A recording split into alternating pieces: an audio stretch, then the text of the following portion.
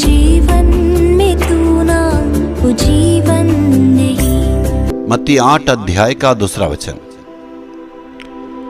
और देखो, एक कोढ़ी ने पास आकर उसे प्रणाम किया और कहा कि हे प्रभु, यदि तू चाहे तो मुझे शुद्ध कर सकता है।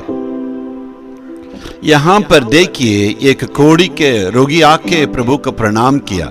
इसका मतलब ये कौन है, इसकी भूमिका क्या है?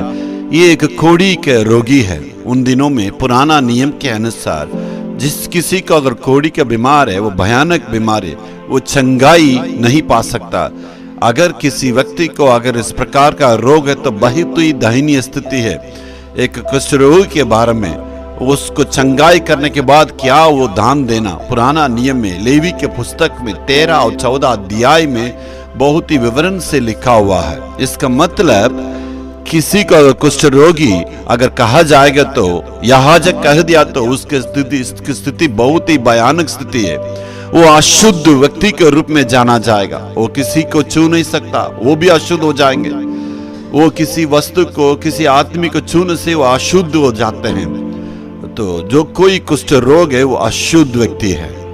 वो अकेले रहना पड़ता, कंगाल में, शरीर में इतना दुख में, उनके जीवन में कोई आशा नहीं है, कोई मददगार नहीं है। ऐसे भयानक स्थिति में उस व्यक्ति रहने वाला था।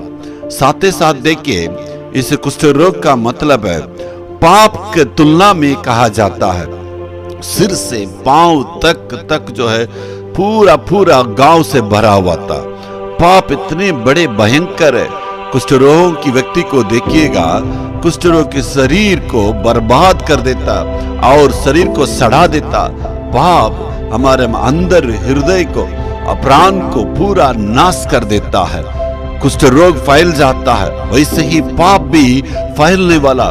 पाप करने वाले देख रहे ना, वो दूसरा किसी के विरोध में पाप करता और दूसरों को भी बर्बाद करता और परमेश्वर के विरोध में वो कार्य करता, परमेश्वर से दूर किया जाता है। तो परमेश्वर के साथ का संगति बिगड़ जाता है और कुष्ठ रोग अकेलापन को ला देता, समाज से और गांव से, घर से, रिश्तेदारों से दूर हो जाता। वैसे पाप भी एक मनुष्य को एक अकेलेपन को ला देता।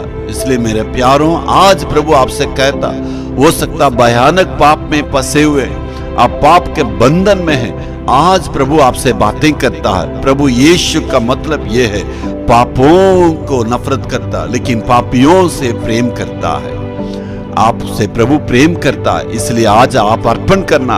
अपने पाप से छुटकारा पाने के लिए यीशु आपको बुला रहा, निमंत्रण दे रहा। आपका जीवन पुण्य निर्माण होगा। प्रभु आपको कभी नहीं छोड़ेगा। यदि अपने आप को मन फिराने के लिए अर्पण करेंगे तो परमेश्वर आपके गुणों को बदलेगा। Hallelujah, hallelujah.